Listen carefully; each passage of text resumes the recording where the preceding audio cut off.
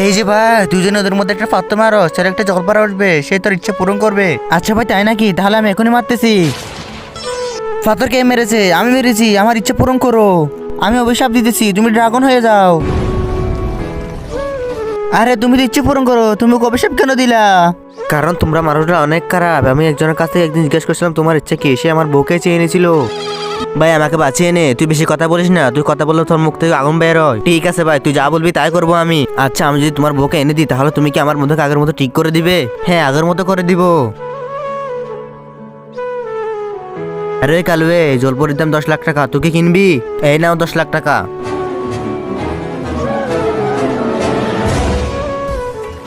বন্ধুরা, তারপর কি হবে সেটা দেখার আগে তুমি যদি ইন্ডিয়া থেকে আমার ভিডিওতে দেখে থাকো তাহলে ভিডিওতে একটা লাইক করো, আর যদি বাংলাদেশ থেকে দেখে থাকো তাহলে ভিডিওতে একটা লাইক এবং সাবস্ক্রাইব করো। কমেন্টে তোমার দেশের নামটি লিখে যাও। এই যে জলপরা, তোমার জলপরীকে নিয়ে এসেছি। আরে বাহ, আমার জলপরি চলে এসেছে। ভাই তুই এখন বেঁচে যাবি? হ্যাঁ ভাই, তুই আমাকে বাঁচিয়ে ফেলেছিস। আরে শালা, তুই আমার জলপরীকে মেরে ফেলেছিস, এখন আমি তোদের ছাড়বো না।